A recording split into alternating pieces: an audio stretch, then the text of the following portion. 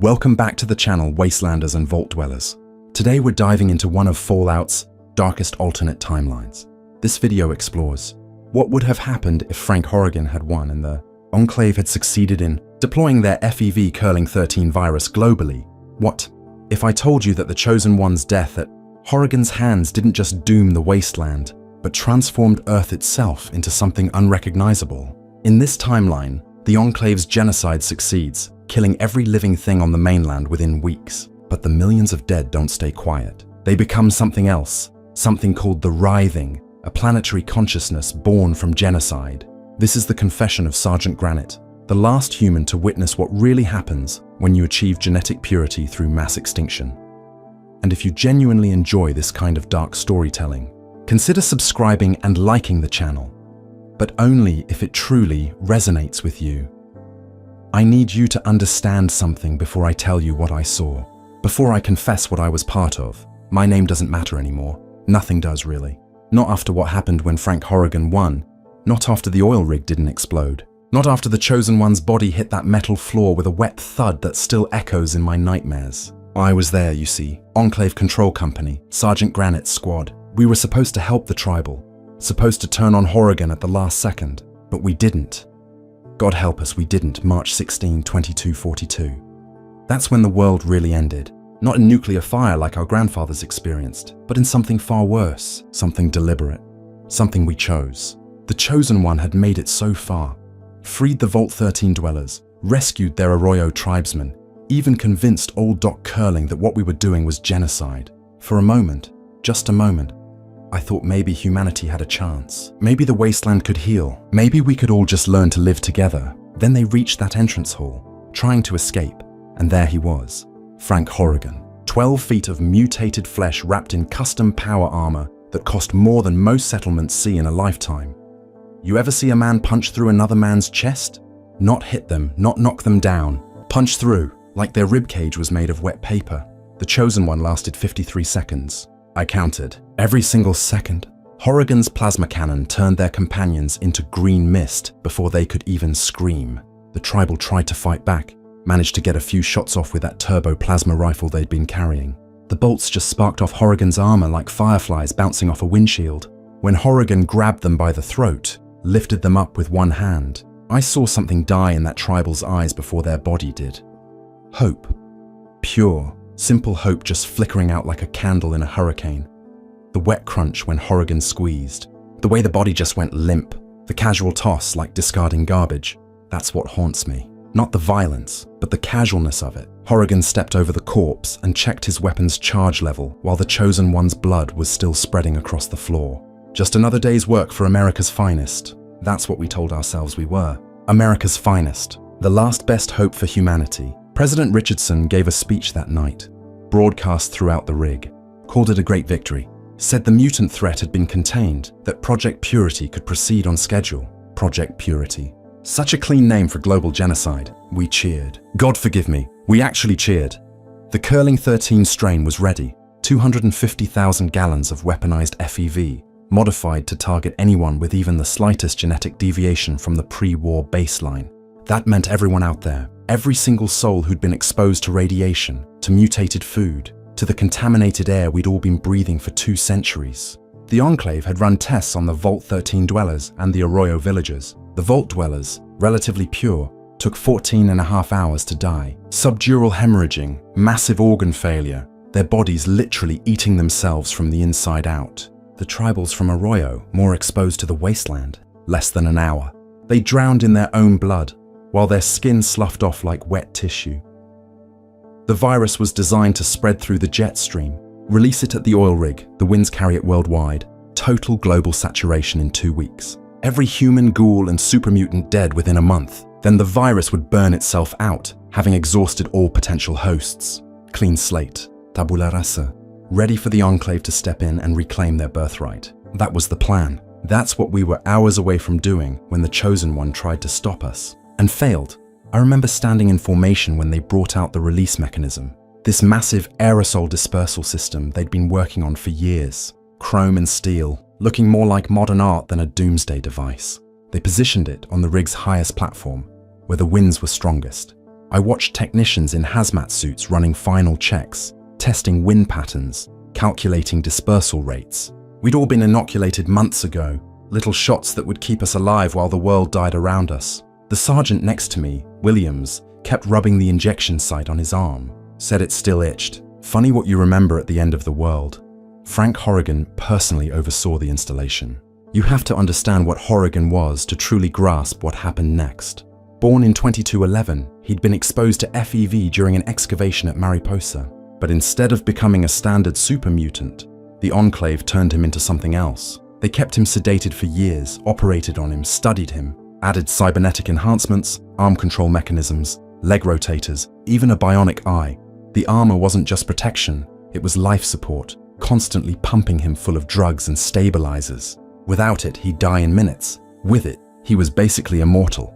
I saw him kill a deathclaw once, during a patrol. Didn't even use his weapon, just grabbed it by the jaw and the back of the head and pulled, ripped the thing's head clean off its shoulders. Then he asked if anyone wanted to stop for lunch. Like he'd just swatted a fly. That's who was protecting the device that would end the world. That's who won. The president came out for the activation ceremony. Dick Richardson, in his pristine pre-war suit, looking like he'd stepped out of a history book, gave another speech about the future of America, about the purity of the human race, about necessary sacrifices. The way he talked about the mainland populations, you'd think they weren't even human. Mutants, he called them. Every single one. The farmers in Modoc just trying to survive. The families in the NCR building something resembling civilization. The merchants in the hub keeping trade alive. All mutants, all expendable, all obstacles to be removed.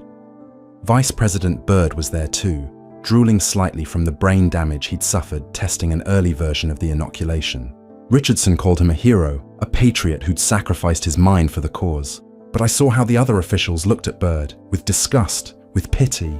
He was a reminder that even our perfect solution wasn't perfect, that even we, the supposed pure humans, could be broken by our own weapons. But nobody said anything.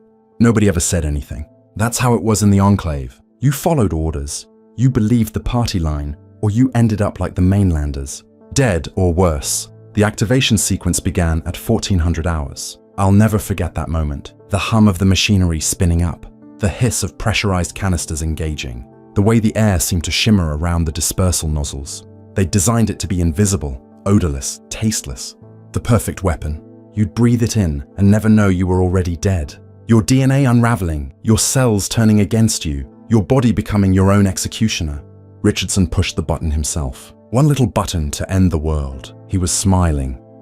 The first streams of aerosolized FEV entered the jet stream at 1403. By 1430, our meteorologists confirmed it had reached the California coast. By nightfall, it would blanket the entire western seaboard. Within 3 days, it would reach the east coast. 2 weeks for global saturation, just like they'd planned. We watched from the observation deck as the sun set that day. The most beautiful sunset I'd ever seen. All reds and purples and golds. Richardson said it was God smiling on our work. I thought it looked like the world was already burning. That night, we monitored radio frequencies from the mainland. At first, everything was normal. Trader chatter, raider bands coordinating raids, the NCR broadcasting their propaganda. Then, around midnight, the first reports started coming in. Shady Sands, the NCR capital, people collapsing in the streets, hospitals overflowing, bodies piling up faster than they could burn them. The president of the NCR, Tandy, tried to maintain order, to tell people to stay calm, that they'd find a cure. Her last broadcast cut off mid-sentence. We found out later she'd started hemorrhaging on air, died right there at the microphone, trying to save her people. By dawn, Vault City was gone, their entire population of citizens, all that advanced medical technology, all those pristine Vault dwellers who thought they were so superior to the wasteland outsiders. The virus didn't care about their pure Vault heritage or their advanced medical facilities. They died just like everyone else, maybe a few hours slower, but just as dead. Their last transmission was from Lynette, the first citizen, demanding to know what was happening, threatening retaliation against whoever was responsible. Then silence, just dead air where a civilization used to be. New Reno lasted longer than most, probably because half the population was so drugged up, the virus took longer to process through their systems. But Jet and Buffout don't stop genetic unraveling. The 4 families that had controlled the city for decades, the Bishops, the Mordinos, the Salvatores, the Wrights. They all died within hours of each other. All their power, all their schemes, all their plans for controlling the wasteland, meaningless. The casinos went dark one by one. The last thing we heard from New Reno was some drunk prospector who'd broken into the Shark Club, broadcasting from their radio setup, laughing hysterically as he described the bodies in the streets. Then he started coughing. Then he stopped. The Brotherhood of Steel tried to fight it. Of course they did. Those technology hoarders in their underground bunkers, they detected the virus early, sealed themselves in. But they had to come out eventually. For food, for water, for air. The virus was patient. It could wait. It saturated everything. The soil, the water table, even the morning dew. One Brotherhood elder, I think his name was Maxon, managed to get a long-range transmission out. Cursed the Enclave, cursed President Richardson, cursed everyone who'd let this happen. Said we'd doomed humanity, that we'd destroyed any chance for the future. Then he said something I'll never forget. He said, "You've won nothing. You've inherited a graveyard." Then static. Marcus and his super mutants in Broken Hills, they lasted the longest of the major settlements. Super mutants had some resistance to the modified FEV, their already altered genetics making the virus work slower, but slower just meant more suffering. Marcus managed to broadcast for 3 days straight, describing what was happening to his people. The seizures, the mutations on top of mutations, the way their bodies just started falling apart. He talked about the Chosen One, about how they'd tried to save everyone, about how close they'd come. On the 3rd day, his voice was barely a whisper. He said he could see the Chosen One standing there, asking why he didn't help at the oil rig. Then nothing, another dead channel. The ghouls, they thought they might be immune. They'd survived radiation, survived discrimination, survived 200 years of hell. But the virus had been designed to kill anything with human DNA, no matter how mutated. The FEV bonded with human glycoproteins, and ghouls, despite everything, were still human at their core. Gecko, that ghoul settlement near Vault City, they tried everything. Radiation treatments, experimental medicines, even tried to modify their reactor to create some kind of shield. Nothing worked. Their last transmission was from Wooz, the bartender, raising a toast to the end of the world. "Here's to smoothskins and ghouls," he said. "We all bleed the same in the end." What do you think really happened here? Drop your thoughts in the comments. I'd like to know if I'm the only one who feels this way about the precision of the slaughter. The smaller settlements went dark without fanfare. Modoc, just farmers trying to survive, gone in hours. Klamath, those trappers and hunters, they didn't even know what hit them. The Den, all those slave traders and addicts, they died not knowing why. Redding, the mining town that everyone had been fighting over. All that gold meaning nothing as miners collapsed in the tunnels. The hub, the massive trade center, went silent all at once. Thousands of people, thousands of stories, thousands of dreams, all ended in a matter of hours. The virus was remarkably efficient. Curling and his team had done their work well. I monitored the communications that first week, listened to the world die one transmission at a time. Emergency broadcasts that turned into death rattles, military channels going quiet mid-sentence, ham radio operators describing symptoms until they couldn't anymore. There was this one kid, couldn't have been more than 12, broadcasting from somewhere near the boneyard. He was trying to reach his father, who'd gone out scavenging the day before. Kept saying, "Dad, where are you? Everyone's sick. Mrs. Patterson next door won't wake up." His voice got weaker over 3 days. The last thing he said was, "I'm scared." Then nothing. Just another dead channel in an ocean of static. The wildlife started dying next. The virus had been designed to target human DNA specifically, but nobody had accounted for the genetic drift in the wasteland creatures.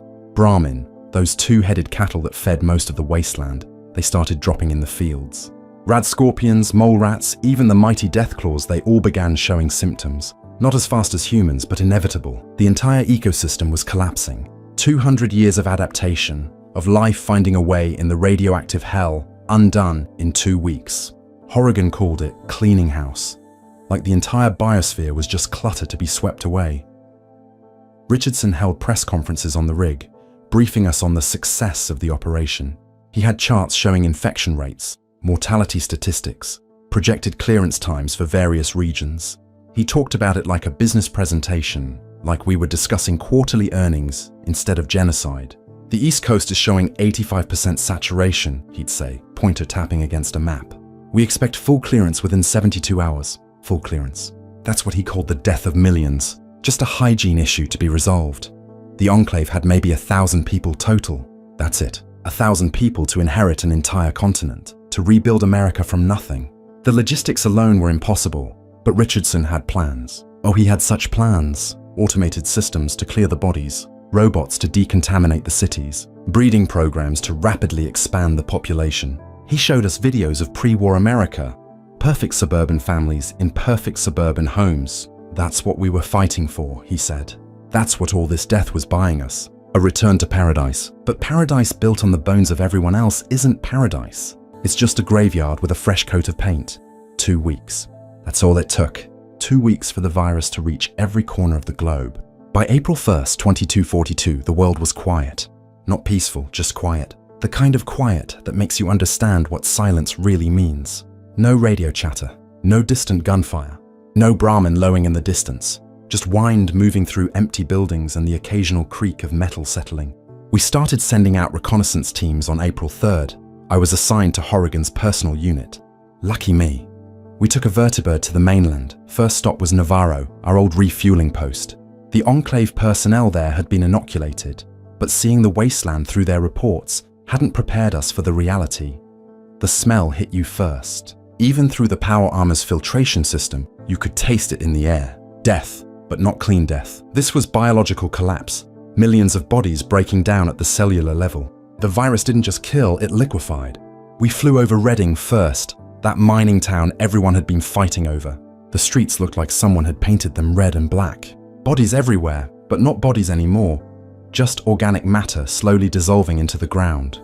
The gold mines that had been so valuable, that had driven so much conflict between the NCR, Vault City, and New Reno, they were tombs now. We detected life signs from one mine shaft. Turned out to be a family of radroaches. Even they were dying, just slower.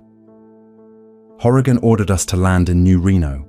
He wanted to see the crown jewel of wasteland vice up close. Walking through those streets was like touring hell's aftermath. The casinos were mass graves. People had fled inside when the symptoms started, thinking the filtered air systems might save them. The Shark Club had over 300 bodies in the main floor alone. They died at the card tables, at the slot machines, drinks still in their hands. Some of the neon signs were still running, powered by the nuclear generators in the basement. The biggest little city in the world flickered over a charnel house. Horrigan stood in the middle of Virgin Street, looking around at the devastation. And you know what he said? Good riddance to bad rubbish. That's all those lives meant to him. Rubbish to be cleared. We found one survivor in New Reno. One. A ghoul named Coffin Willie, who'd been buried alive in his coffin as a joke years before. The soil and the wooden box had somehow filtered just enough of the virus to keep him barely alive. When we dug him up, following the weak life signs on our scanners, he thought we were there to rescue him. The hope in those rotted eyes when he saw power armor, thinking the authorities had finally come to help. Then he saw Horrigan. I don't know if ghouls can go pale, but Willie did. Horrigan studied him for about 30 seconds, this last survivor of New Reno, then put a plasma bolt through his head. Contamination risk, he said. We burned the body and moved on. The NCR capital, Shady Sands, that was our next stop. This had been the largest city in the wasteland.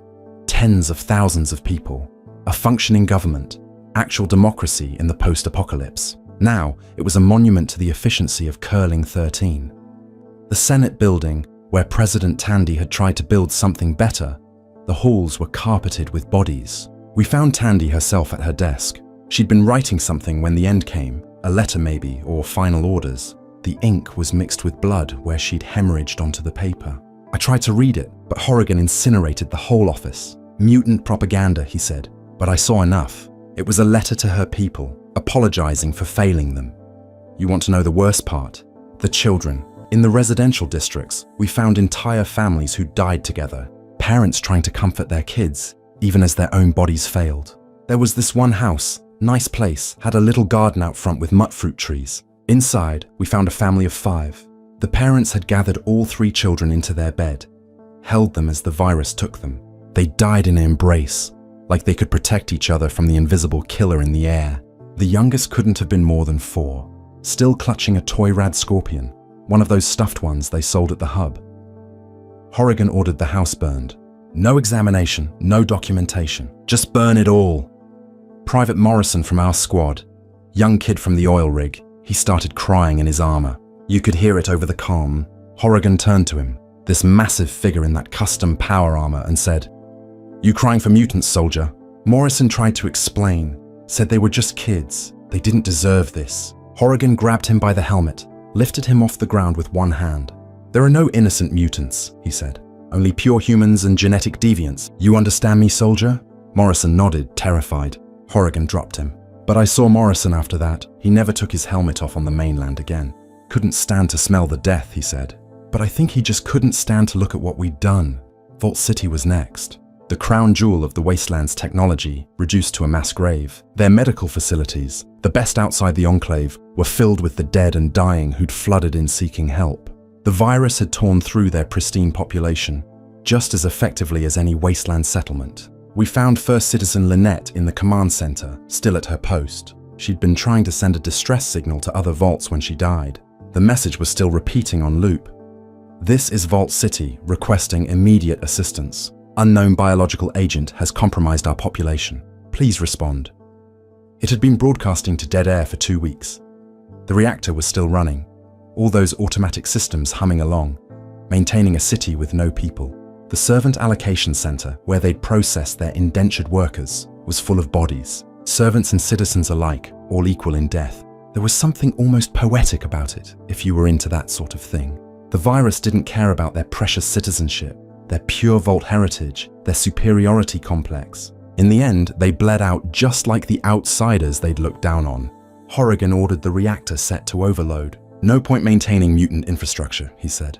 We watched from a safe distance as Vault City, that monument to pre-war values and post-war prejudice, turned into a radioactive crater. The destruction of settlements continued systematically. Every town, every village, every trading post had to be cleansed, as Horrigan put it. Gecko, the ghoul city, was already falling apart when we arrived. The nuclear reactor they'd maintained for decades was going critical without anyone to manage it. The ghouls had tried to set up some kind of automated system before they died, keep it from melting down, but it wasn't enough. We watched from the vertibird as the plant went up, a miniature mushroom cloud rising over the ruins. One less contamination site, Horrigan noted in his report, like he was doing the world a favor. The boneyard, the massive sprawl of the former Los Angeles, took 3 days to survey. Millions had died there, the virus spreading through the dense population like wildfire. The followers of the apocalypse, those idealistic doctors and teachers who'd tried to help everyone regardless of faction, they'd set up emergency stations throughout the city. We found them still at their posts, surrounded by the people they'd tried to save. They'd known they couldn't stop the virus, but they'd stayed anyway, trying to ease suffering, to provide comfort in the final hours. Horrigan called them enablers of mutation, ordered their library burned. All that accumulated knowledge turned to ash because it had been touched by mutant hands. If you've ever wondered what choice you would make in a situation like this, tell me in the comments. I'll be reading them. The Brotherhood of Steel Bunkers were the hardest to crack. They'd sealed themselves in tight. Some of them had even managed to synthesize a partial counteragent that bought them a few extra days. But the virus was in the water table now, in the soil, in every particle of dust. Lost Hills, their main bunker, held out for 3 weeks. When we finally breached it, we found most of them had died at their posts. The paladins in their power armor, the scribes at their terminals, the elders in their council chamber. They'd maintained military discipline to the end. Elder Maxon had left a final entry in their codex. "We who sought to preserve technology for humanity's future have failed to preserve humanity itself. May God forgive us all." Horrigan had the entire bunker filled with concrete. "Seal the past," he said. "We're building the future." Super mutant settlements were grotesque in their destruction. The virus, designed originally from the same FEV that created them, tore through their already mutated genetics like acid. Jacobstown, Marcus's attempt at building a peaceful community for mutants, was a horror show. Super mutants didn't die quickly from curling 13.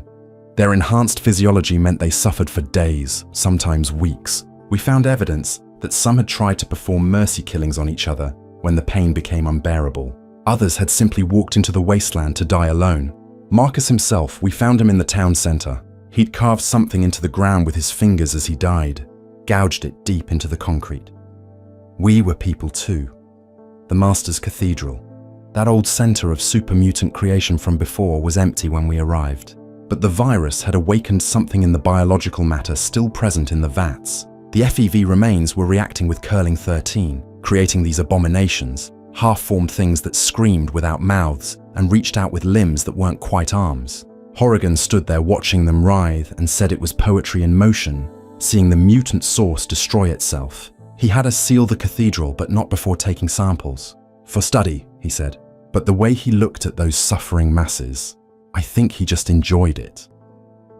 April turned to May, and we kept touring the dead world. The den, that lawless slave trading hub, had turned into a feeding ground for radroaches and bloatflies, the few creatures with enough genetic drift to survive a little longer. Vault 15, where the NCR had been trying to establish relations with the squatters, was a tomb. The squatters had tried to flee into the vault when the sickness started, but the virus was already in them. They died in the corridors, piled against doors that wouldn't open, begging for help that never came. We found children's drawings on some of the walls, pictures of the sun, of families, of a better tomorrow that would never arrive. Everywhere we went, Horrigan took trophies. A ranger's helmet from the NCR, a paladin's insignia from the Brotherhood, a chip from New Reno's casinos, Lynette's citizenship papers from Vault City. He was building a museum, he said. A record of the old world's failures, but the way he handled these items, with this sick reverence, I think he was collecting them like a serial killer collects mementos, proof of his power, evidence of his victory. Each item representing thousands of dead, and he'd run his massive fingers over them like holy relics. The tribal villages were the worst for me personally. These people had survived the bombs, survived the radiation, survived 200 years of hell, only to die confused and afraid, not understanding what was killing them. Arroyo, the Chosen One's village, we arrived there in late May. The bridge had collapsed, whether from neglect or a final desperate attempt to quarantine themselves. We couldn't tell. We had to rappel down into the canyon. The Temple of Trials, where the Chosen One had proven themselves worthy, was full of the dead. They'd gathered there, maybe thinking their spirits would protect them. The village elder, the Chosen One's mother, we found her in the center, surrounded by the tribe's children. She'd been telling them stories when the end came, trying to keep them calm. You could see it in how the bodies were positioned, the children in a circle, all facing her. Richardson ordered us to recover any pre-war artifacts from Vault 13, the Chosen One's ancestral vault. The journey there was through completely dead zones. Not even bacteria survived in some places. The virus had been so thorough. Vault 13 itself was a nightmare. The death claws that had been living there, the intelligent ones the Enclave had created and then abandoned, they died slowly. Their enhanced intelligence meant they understood what was happening to them. We found journals they'd written, descriptions of symptoms, theories about the virus, even attempts at poetry about facing extinction. One of them, Gruthar, I think his name was, had written, "We were an accident that learned to think, to feel, to hope. Now we return to nothing, taking our questions with us." Horrigan read these journals out loud to us, laughing at parts. The idea that these abominations thought they deserved to live, that they had culture, families, dreams. It was the funniest thing he'd ever heard. He made us pile the Deathclaw bodies in the vault's entrance chamber and burn them. The smell of burning flesh mixed with the virus decay was indescribable. Private Morrison threw up in his helmet, had to clean it out with his emergency water supply. Horrigan made him stand watch over the burning for 12 hours as punishment for weakness. By June, we'd covered most of the California territory.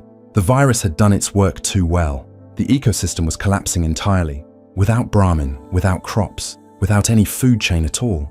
Even the virus-resistant creatures were beginning to die off. We started finding deathclaw nests full of starved juveniles, rad scorpion burrows where they'd cannibalized each other. The mighty cazadores, those mutant wasps that had terrorized travelers, were dropping from the sky mid-flight as their food sources vanished.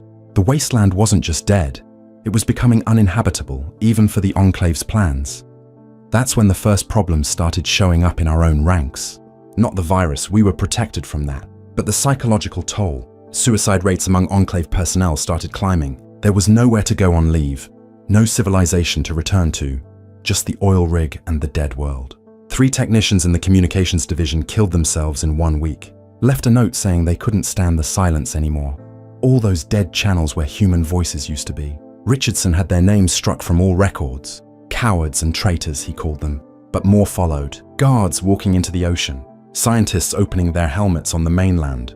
Even some of the officers started showing cracks. Colonel Autumn, one of Richardson's closest advisors, came to me in private one night on the rig. This was late June, maybe early July 2242. He asked me a simple question that changed everything. He asked, "Sergeant, what exactly have we won?" I didn't know how to answer. We stood there in silence, looking out at the Pacific, that endless black water that separated us from the graveyard we'd made of America. Finally, he said, "My daughter asks me why she can't go play on the mainland. What do I tell her? That we killed everyone so she could inherit ashes?" 2 days later, Autumn was found dead in his quarters. Suicide, they said. But I saw the plasma burns. That wasn't suicide. That was Horrigan cleaning house.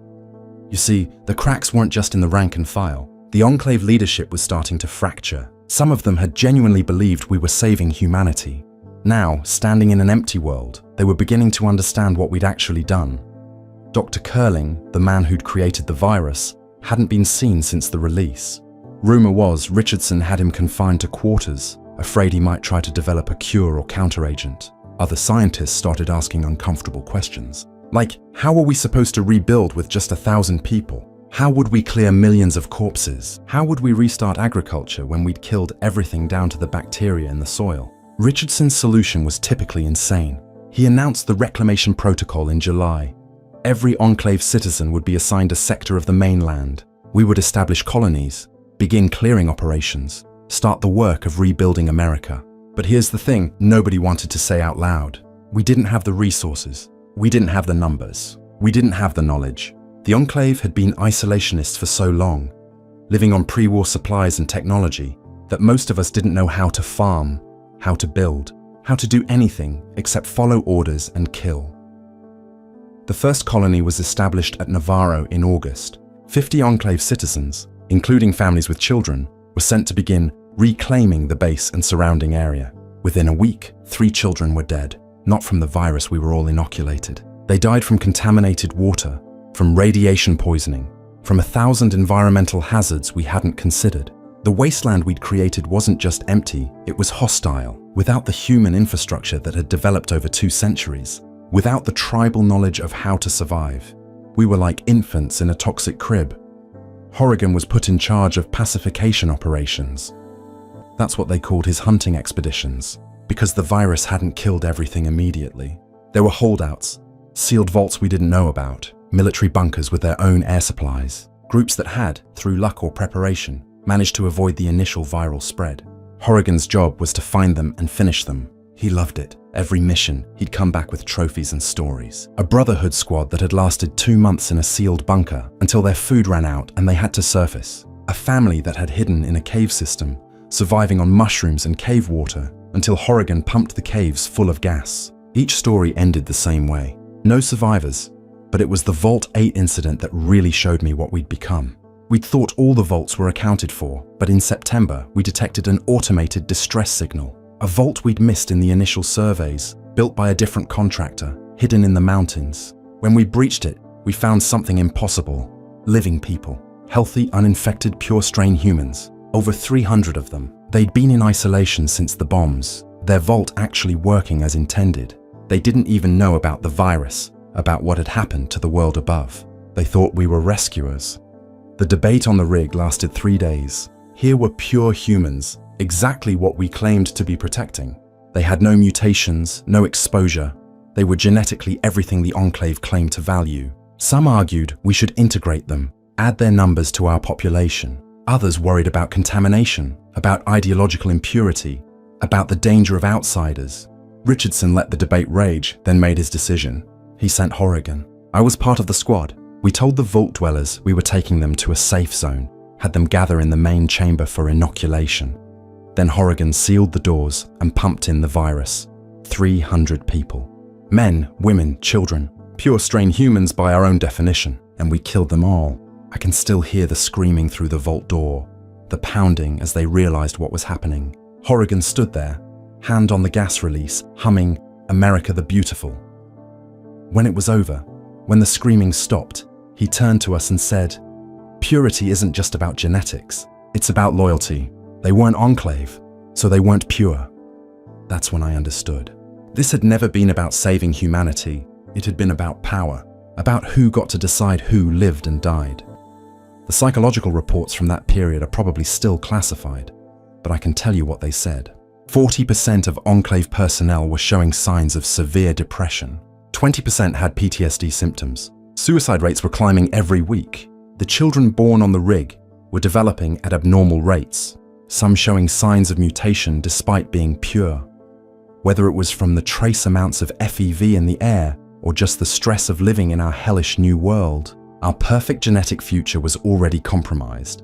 By October, the mainland colonies were failing. Navarro was abandoned after a reactor leak that killed 12 people. The San Francisco outpost was overrun by mutated insects that had developed resistance to the virus. The Los Angeles settlement simply disappeared. 30 people gone overnight. We found traces of them heading east into the desert. Desertion, probably, though Richardson called it enemy action and blamed non-existent resistance fighters. Horrigan was sent to track them down. He came back with 30 ears, said they'd been contaminated by mutant ideology. But I knew better. They just wanted out of the madness, out of the death, out of the Enclave's vision of the future. Winter was coming, and with it, new problems. The nuclear winter that had followed the Great War was nothing compared to what we'd created. Without plant life, without any ecosystem at all, the weather patterns were going insane. Massive dust storms swept across the continent, carrying virus particles and radioactive soil. The temperature dropped 15 degrees below normal. The few Enclave personnel on the mainland had to retreat to the rig or die from exposure. Our great reclamation had lasted less than 6 months. Richardson's speeches became more unhinged. He talked about divine providence, about manifest destiny, about how this was all part of God's plan. He started requiring daily loyalty oaths, mandatory patriotic education for all citizens. Children were taught that the wasteland dead had been terrorists and mutants who threatened America. The virus release was reframed as a defensive action, a preemptive strike against genetic terrorism. Anyone who questioned this narrative disappeared. Sometimes Horrigan took them. Sometimes they just weren't there one morning. Their quarters empty, their names removed from all records. Dr. Curling finally reappeared in November, or what was left of him. Richardson had been using him as a test subject, trying to create a new version of FEV that could rapidly accelerate human evolution. The idea was to turn Enclave citizens into superior beings, able to survive and thrive in the dead world. Curling was the prototype. When they wheeled him out for Richardson's big announcement, I didn't recognize him at first. 7 feet tall, muscles bulging through specially modified clothes, but his eyes were gone, just blank white orbs. And when he spoke, it wasn't Curling anymore, just Richardson's words coming out of Curling's mouth. Evolution is America's destiny, he said. We will become more than human. We will become American gods. The test trials began immediately. Volunteers were selected from the population, mostly people who'd asked too many questions, shown signs of dissent. The transformations were horrific. Some grew extra limbs that didn't work. Others developed redundant organs that killed them from the inside. A few seemed successful at first, then went insane from the pain and had to be put down. Horrigan personally executed each failure, always with the same words: natural selection at work. By December, we'd lost another 30 people to the experiments. Our population was dropping, not growing. That's when the real resistance started. Not from the mainland, everyone there was dead. From within the Enclave itself, a group calling themselves the True Americans began sabotaging operations. They destroyed virus samples, corrupted research data, helped volunteers escape the transformation trials. Richardson was paranoid, saw traitors everywhere.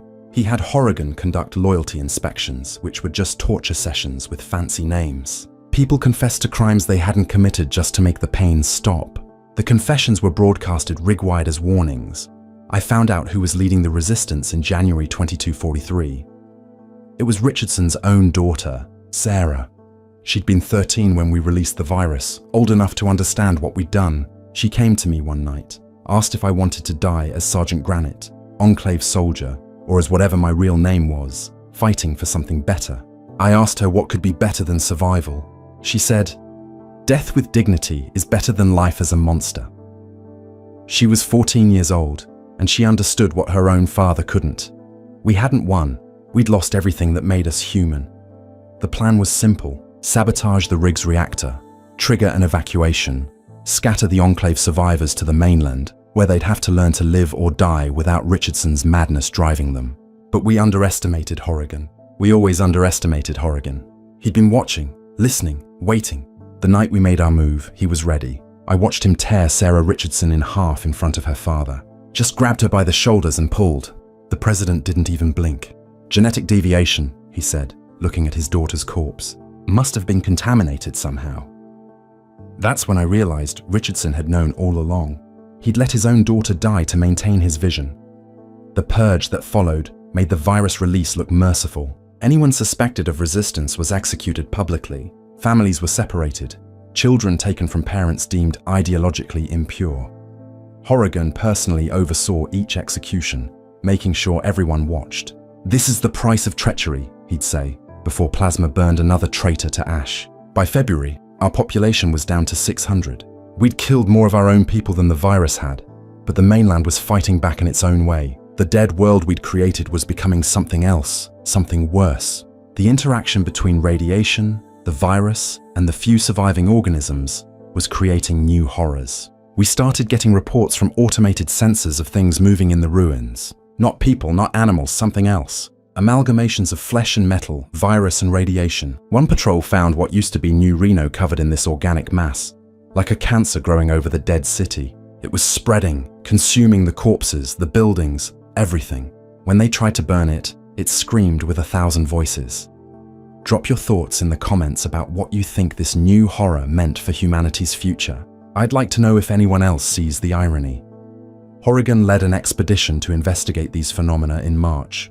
Even he seemed unsettled when he returned. Half his squad didn't come back at all.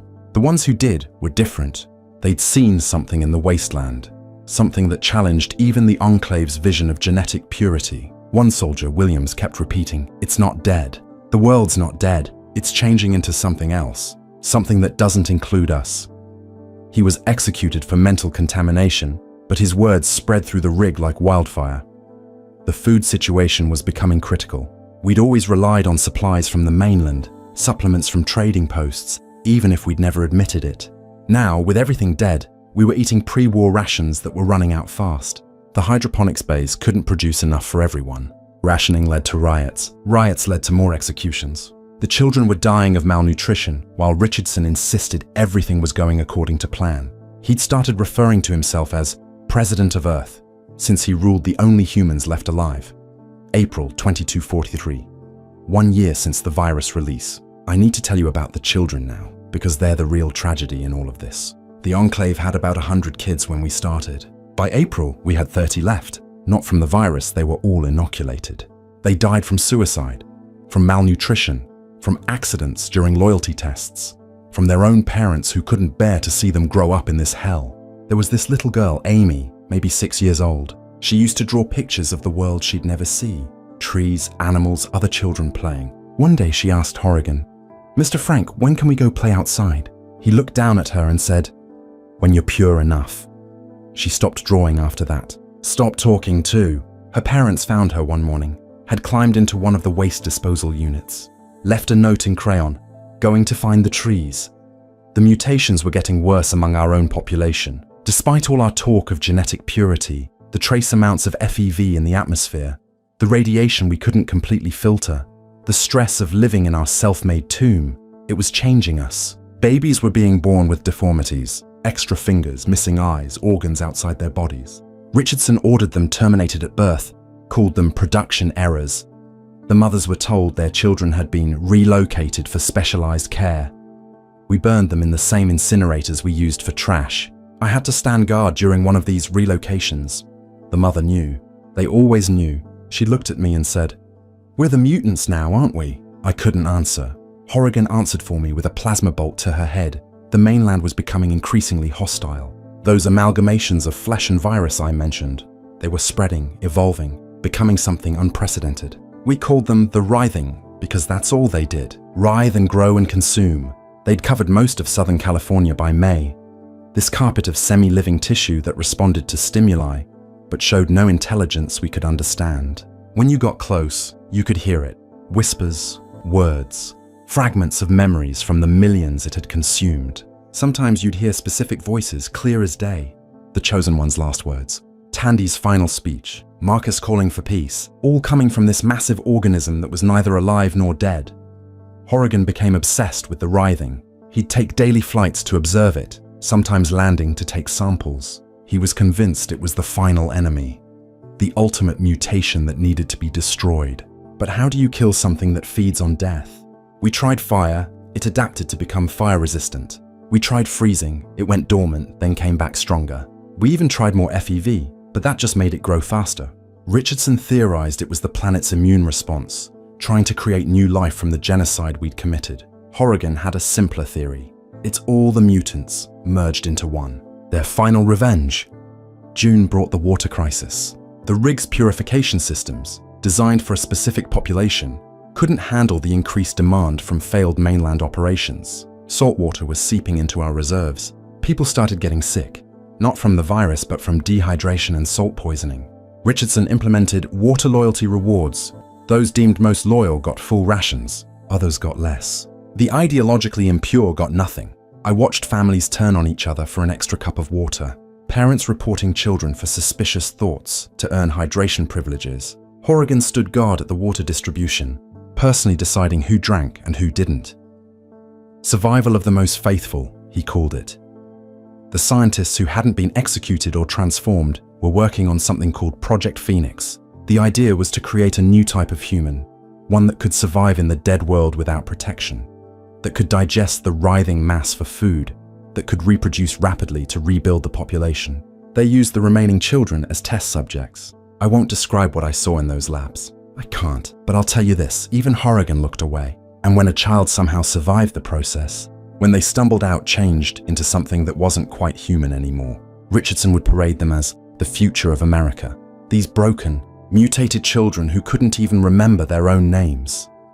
By July, we'd lost contact with the automated systems on the East Coast. The last transmission suggested the writhing had spread there too, or something worse. One garbled message mentioned cities walking, but nobody could explain what that meant.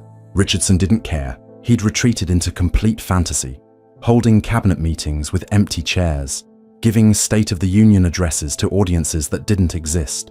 He'd promoted Horrigan to vice president, the only other pure American he trusted. They'd spend hours discussing their plans for reclaiming America, while outside the rig, the world was transforming into something alien and hostile. The food riots started in August. Even with the population down to 400, we couldn't feed everyone. The hydroponics had failed, contaminated by trace FEV that had somehow gotten into the water system. People were eating anything they could find. Leather, paper, even the dead when they thought nobody was watching. Horrigan implemented nutritional discipline. Anyone caught hoarding food was publicly digested. Yes, digested. He'd force-feed them a modified FEV strain that would dissolve them from the inside while keeping them conscious. Their liquefied remains would then be processed into nutrition paste for the loyal citizens. He made their families watch, made them thank him for the meal. September 2243. That's when Dr. Peterson made his discovery. He'd been analyzing the writhing, trying to find a way to destroy it, when he realized something horrifying. It wasn't random. The amalgamation had structure, purpose, even a kind of consciousness. All those millions of dead, their genetic material, their memories, their very souls perhaps, had been incorporated into this new organism. It was trying to reconstitute life, to create something from the genocide. And it was succeeding. The writhing had begun producing structures that looked like organs, nervous systems, even primitive brains. Peterson theorized that given enough time, it would become a singular entity, a collective consciousness made from everyone we'd killed. Richardson saw this as an opportunity. If the writhing was becoming intelligent, it could be controlled, dominated, enslaved. He ordered an expedition to make contact, to assert Enclave authority over this new life form. Horrigan led the mission personally. They were gone for 3 days. When they returned, only Horrigan and 2 others had survived. The 2 soldiers were catatonic, just staring at nothing, whimpering occasionally. Horrigan wouldn't say what happened, but something had changed in him. He'd always been a monster, but now there was something else in his eyes. Fear, recognition, understanding. He locked himself in his quarters for a week, and when he emerged, he went straight to Richardson and said, "We need to leave Earth." The space plan had always been a pipe dream. The Enclave had talked about it before the war. the idea of colonizing other worlds if Earth became uninhabitable. But we didn't have the technology, the resources, or the knowledge. Richardson didn't care. He ordered all remaining personnel to begin working on Project Exodus. We were going to build a rocket from salvaged parts, fly to Mars or the Moon or anywhere that wasn't here, and start over. It was insanity, but it was insanity with a purpose, which was better than the purposeless madness we'd been living. October brought the siege. I call it that because I don't know what else to call it. The writhing had reached the coast, and it wanted in. It would surge against the rig's supports at high tide, each wave bringing it higher. We could hear it calling, using the voices of the dead to plead, threaten, seduce. "Let us in," it would say in Tandy's voice. "We forgive you," in the chosen ones. "Join us," in the voices of our own executed citizens. Some people did. They'd walk to the edge of the rig and jump, letting the writhing consume them. They always looked peaceful as they fell, like they were going home. Horrigan organized defensive operations, but how do you defend against something that's everywhere? The writhing was in the water, in the air as spores, probably already inside us in microscopic amounts. He had us seal every entrance, wear our power armor at all times, burn anything that showed signs of contamination. But it kept coming. By November, it had covered the rig's lower levels. We could hear it moving through the pipes, growing in the walls, whisper singing American patriotic songs in a million dead voices. Richardson's final solution was typically extreme. If we couldn't escape Earth, we'd destroy it completely. He revealed that the oil rig had been built over a massive nuclear stockpile. Weapons that made the Great War's arsenal look like firecrackers, cobalt bombs, neutron weapons, something called a Genesis device that nobody understood. The plan was simple: detonate everything, crack the planet's crust, ensure nothing could ever live here again. If America can't have Earth, Richardson declared, no one can. Even Horrigan looked troubled by this. When you've lost Frank Horrigan's moral support, you know you've gone too far. The mutiny happened on November 3rd, 2243. Not from the military, they were all dead or broken. From the civilians, the families, the children who'd survived everything. They didn't want to die for Richardson's madness. They wanted to try to make peace with the writhing, to find some way to coexist with what the world had become. It was desperate, probably impossible, but it was hope. The mutiny lasted exactly 17 minutes. Horrigan killed them all. Every man, woman, and child who'd stood against Richardson. The rig's corridors ran red with blood that the writhing eagerly absorbed through the walls. By December, there were only 50 of us left. Richardson, Horrigan, a handful of scientists, some soldiers, a few children who'd survived the experiments. We weren't the Enclave anymore. We weren't America. We were just the last humans, if we could even call ourselves that anymore. The writhing had stopped attacking, just surrounded us waiting. Sometimes it would form faces in its mass, faces of people we'd killed, and they'd just watch us. Thousands of eyes made of dead flesh, never blinking, always watching. Richardson gave his final State of the Union on December 20th, 2243. He stood at his podium, in his perfect pre-war suit, addressing an empty room while Horrigan stood guard. He talked about victory, about duty, about the glory of America. He announced that he was activating the Genesis device, that Earth would be cleansed in nuclear fire, that the Enclave would be remembered as humanity's saviors. Then he walked to his office, put a pistol in his mouth, and pulled the trigger. His last words, according to Horrigan who was with him, were, "I've won." But Richardson didn't win. Nobody won. Horrigan took command, all 49 of us that were left. He didn't activate the Genesis device. He didn't try to fight the writhing. He just stood on the rig's observation deck, looking out at the mass of flesh that covered the world, and said, "It's over." Then he started removing his armor, piece by piece. The armor that kept him alive, that pumped him full of drugs and stabilizers. Without it, the FEV in his system would consume him in minutes. "Sir," I said, "what are you doing?" He looked at me with those eyes that had seen so much death, caused so much suffering. And for the first time, I saw something human in them. Regret, maybe, or just exhaustion. "I'm finishing my duty," he said. "The Enclave is dead. America is dead. Humanity as we knew it is dead. But something new is being born. Something we created through our genocide. Maybe it deserves its chance." If this story has kept you listening this far, and you want more of these dark confessions from the wasteland, hit that subscribe button. It tells me someone out there is still paying attention to warnings like these. Horrigan walked to the edge of the platform, that massive figure who'd been unstoppable, who'd killed the Chosen One, who'd overseen the death of millions. The writhing rose to meet him, forming into shapes that almost looked like hands reaching up. He didn't resist as it pulled him down. The last thing he said, before the mass consumed him, was, "I was following orders." Then he was gone, absorbed into the collective consciousness of everyone he'd killed. The rest of us lasted another month. Some threw themselves to the writhing. Others just stopped eating, stopped drinking, stopped living. The children went first, walking hand in hand into the mass, singing songs their parents had taught them. The scientists followed, curious about what consciousness awaited them in the amalgamation. By January 2244, there were only 3 of us left. Me and 2 others, huddled in the command center, surrounded by the voices of the dead. I'm the last one now. The other 2 joined the writhing yesterday, said they could hear their families calling. I can hear them too. My squad, the people we killed, even Horrigan's voice now, all part of the collective. They're not angry anymore. They're just waiting. The writhing has covered everything except this room, and it's patient. It knows I'll join it eventually. We all do. I should tell you what the writhing told me before I join it. Yes, it speaks now. Not with words, but with memories, emotions, experiences of the millions within it. When you're alone on a dead rig surrounded by the consciousness of everyone you helped murder, you start to hear things differently, feel things differently. The metal walls pulse with heartbeats that shouldn't exist. The air tastes of copper and regret. Sometimes I see faces in the condensation on the windows. The Chosen One, mostly. Those eyes that died with hope still in them. Now part of something larger. Something we forced into existence through our atrocity. January 15th, 2244. 2 years since we released the virus. The writhing has been showing me things, projecting memories onto the walls like some biological movie screen. I saw Shady Sands in its final hours, parents singing lullabies to dying children. I saw Vault City's citizens trying to maintain dignity as their bodies betrayed them. I saw Marcus holding his people as they convulsed, telling them stories of a better world that would never come. Each memory is perfectly preserved in the mass, each death recorded in genetic detail. The writhing forgets nothing. It is the living monument to our genocide.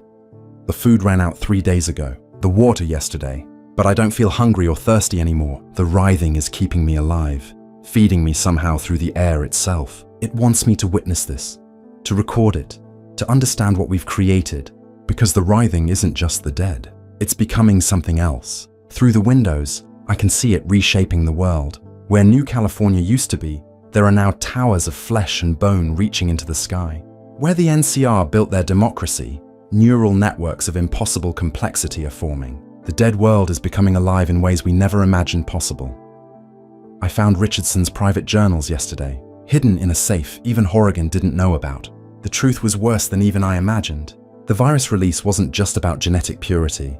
Richardson knew the world's resources were depleting. He knew the Enclave couldn't sustain itself much longer on the oil rig. The genocide was partly ideological, but mostly practical. Kill everyone else, take their resources, buy maybe another 50 years of existence. He wrote, "Better to rule in hell than serve in heaven. Better to be the last humans than to share humanity with mutants." But he also wrote something else in his final entry. "I hear them at night. All of them. They're not gone. They're waiting. The writhing has been trying to show me what it's becoming. It forms windows in itself, revealing internal structures that look like cities made of organic matter. Streets of nerve tissue, buildings of bone and muscle, parks where modified DNA grows into things that might be trees, if trees were made of human memory. It's not rebuilding the world we destroyed. It's building something entirely new, a civilization where every citizen is part of the whole, where individual death is impossible because everyone exists within everyone else. The ultimate democracy, where every voice is heard because every voice is part of the collective consciousness. February came with revelations. The writhing isn't unique to Earth. It showed me visions, memories from deep in its collective consciousness. This has happened before, on other worlds, in other times. Civilizations that destroy themselves completely sometimes trigger this response. The planet doesn't die, it transforms. It takes the genocidal species and makes them part of something that can't commit genocide, because it is everyone and everything. We didn't end the world. We forced it to evolve beyond our ability to end it. There are others still alive, not on Earth but close. The writhing showed me a vault on the moon, of all places. Enclave personnel who'd been stationed there before the war. forgotten in our records, still monitoring Earth from above. They've been watching the transformation, sending messages that no one receives. What have you done? They broadcast into the void. What have you become? They have maybe a year of supplies left. Then they'll have to choose, die in the sterile safety of space, or return to Earth and join the writhing. There is no third option. We made sure of that when we released the virus. The children who joined the writhing, they're still conscious in there. Still themselves, but also part of everything else. They show me their perspective sometimes, what it's like to be part of the mass. It's not death. It's not even loss of identity. It's expansion. They can feel every nerve of the planetary organism, experience every memory of every person who ever lived and died in the virus release. They know things now that no human could know alone. The weight of genocide, the cost of purity, the price of power. They're the judges now, and we're the judged. March 1st, 2244. The writhing has started creating things that walk, not humans, but ambulatory extensions of itself. They look like people from a distance, but up close you can see they're made of thousands of smaller organisms working in concert. They've been clearing the ruins, not destroying them, but absorbing them, incorporating the architecture into new structures. I watched one of these walking things enter the rig yesterday. It looked like the chosen one, moved like them, even had their plasma rifle incorporated into its arm. It stood in the entrance hall where the real chosen one died and just looked at me. Then it spoke with 10,000 voices. We forgive you. But forgiveness isn't absolution. The writhing remembers everything, and it wants me to remember too. Every night, it replays deaths in my dreams. I experience them from the victim's perspective. I've died as Tandy, choking on my own blood while trying to save my people. I've died as Marcus, feeling my super mutant body tear itself apart over days. I've died as those children in the vaults, confused and afraid, not understanding why the adults who were supposed to protect them had let this happen. I've died as Frank Horrigan, that moment of clarity as the FEV consumed him, understanding finally that he'd been the monster all along. The Earth is changing beyond recognition. The oceans aren't water anymore, but a suspension of organic matter that moves with purpose. The sky is filled with spores that look like snow, but are actually seeds of the new world. Sometimes they form patterns, messages maybe, or just the writhing expressing itself. Yesterday they spelled out words in the clouds. You are not forgiven, you are incorporated. I think that's what awaits me. Not death, not punishment, but incorporation, becoming part of what I helped create. I've been thinking about the Chosen One's final moments a lot. They knew they were going to die when Horrigan grabbed them. But they didn't beg, didn't plead, didn't try to bargain. They just looked at him and said, "You've already lost." At the time, I thought it was bravado, empty words from someone about to die. But now I understand. The moment we released the virus, we lost. We didn't defeat the wasteland. We became it. We didn't preserve humanity. We transformed it into something unrecognizable. The writhing has shown me what would have happened if the Chosen One had won. The oil rig destroyed, the Enclave scattered, but the wasteland slowly rebuilding. It would have taken generations, but humanity would have recovered. The NCR would have expanded, bringing law and civilization. The Brotherhood would have preserved and shared technology. New Reno would have eventually cleaned up, become a real city. Vault City and Gecko would have learned to coexist. It wouldn't have been perfect, but it would have been human. Messy, complicated, difficult, but human. Instead, we created this. This perfect unity, born from perfect genocide. April 2244. 2 years and 1 month since the virus release. The writhing has covered every landmass now. From space, Earth must look like a single organism, pulsing with life that isn't quite life. The moon vault has gone silent. Either their equipment failed, or they made their choice. I hope they chose to die up there, clean and alone. It's better than what awaits them here. Not because the writhing is cruel, but because it's just. And justice for what we did is to experience every moment of suffering we caused, to understand the weight of every life we ended. The transformation is nearly complete. The writhing has been preparing something, a metamorphosis maybe. The walking extensions have been building structures that look like cocoons, each one the size of a city.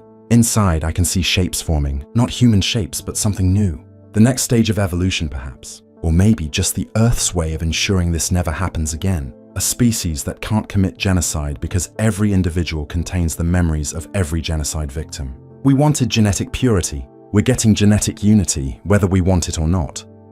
I've started seeing him more clearly now. Frank Horrigan, or what he's become in the writhing. He stands guard still, but not for the Enclave. For the new world, he's shown me things, memories from his perspective, the weight of his armor, the constant pain from the FEV modifications, the drugs that kept him compliant. He was a victim too, in his way, made into a monster by people who thought monsters were necessary for their vision of purity. But being a victim doesn't absolve him. Nothing absolves any of us. We made our choices. Now we live with them, or exist with them, in whatever form the writhing allows. Have you ever wondered what it's like to be the last human? Not the last person alive, but the last one still human in any recognizable sense. It's not lonely exactly. How can you be lonely when you're surrounded by the consciousness of billions? But it's isolated. I'm the period at the end of humanity's sentence. The final witness to what we were before we became what we forced ourselves to become. The writhing keeps me here, in this room, preserved like a specimen. The last Enclave soldier in his power armor, surrounded by the ghosts of his victims. Tell me in the comments if you think we deserved this fate. I'll be reading them for however long I have left. The voices are getting louder now.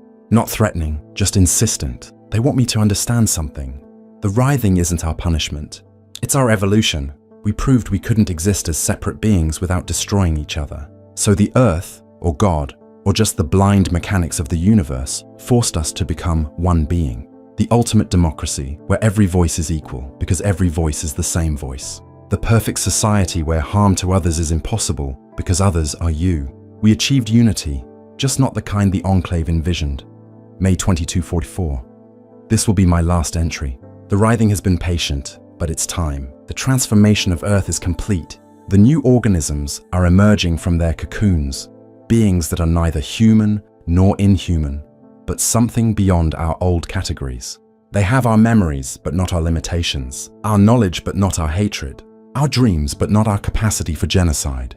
They're what we could have become if we'd chosen unity over purity, cooperation over domination. They're our children and our judges, our legacy and our replacement.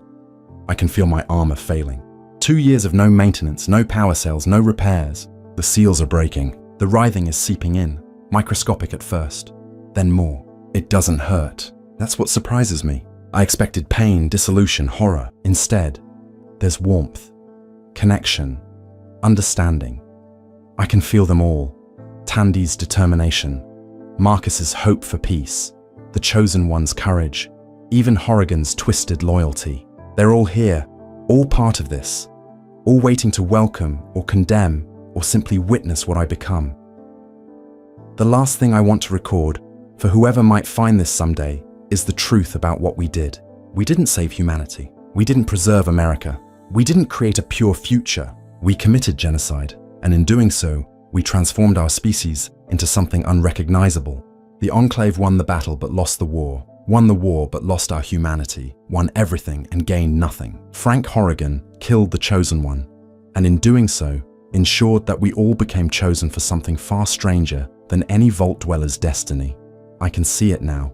The new world, the writhing, is building. Cities of living tissue that think and dream. Forests of neural networks that compute reality itself. Oceans of consciousness where every drop contains the memories of millions. It's not the America Richardson wanted. It's not the wasteland the survivors knew. It's something entirely other, born from our greatest atrocity.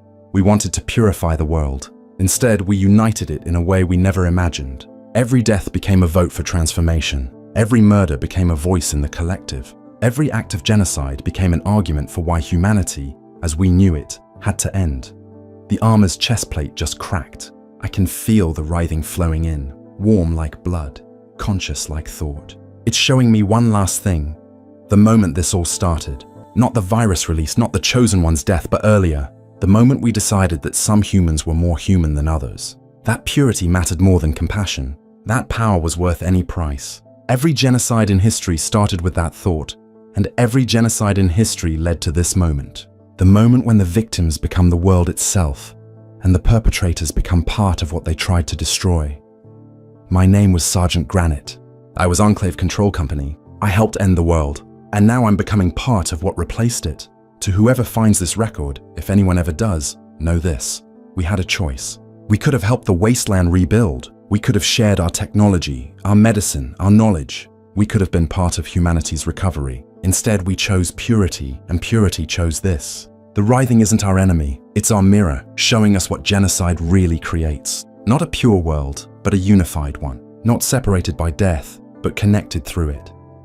I can hear my family now, my real family, from before the Enclave, from before the choices that led us here. They're in the writhing too, everyone who died in the virus release. They're not angry, they're just sad. Sad that it came to this, sad that we couldn't find another way, sad that the last human thoughts are of regret rather than hope. But maybe that's fitting, maybe regret is what we've earned. The chest plate's gone, the writhing is inside me now. I can feel myself dissolving, but also expanding, becoming part of every victim, every survivor, every person who died in our pure new world. I can feel Horrigan here too, still standing guard, still following orders, but the orders come from everyone now. Guard the new world, prevent genocide, ensure this never happens again. He's the antibody in Earth's immune system, and we're all becoming antibodies too. This is the last human thought I'll have as myself. We won nothing. We lost everything. We ended the world and began something else. Frank Horrigan won the battle that determined humanity's fate, and humanity's fate was to become something beyond human.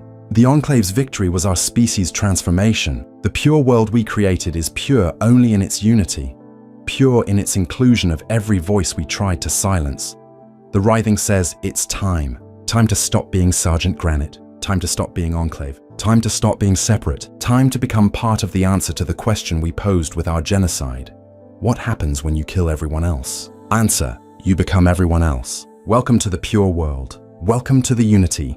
Welcome to what victory really looks like when you win by ending everyone different from you. You end yourself too, just slower and with more steps. My fingers are dissolving. These are the last words. The writhing is patient but insistent now. It needs this last witness to complete the transformation, to close the circle, to end the story of humanity's purity and begin the story of Earth's unity. Frank Horrigan won, the Enclave won, and in winning, we lost everything that made victory meaningful. We inherited the Earth by becoming it. We purified the world by dissolving into it. We achieved unity through genocide, and genocide achieved unity through us. The transformation is almost complete. I can feel all of them now. Everyone who died, everyone who lived, everyone who chose this path, and everyone who had it chosen for them. We are all one now. We are all pure now. We are all Enclave now. We are all wasteland now. We are all human now. We are all inhuman now. We are all alive in our death and dead in our life. This is what winning looks like. This is what purity achieves. This is the world Frank Horrigan protected. Welcome to the new world. Population 1. Population everyone. Population 0.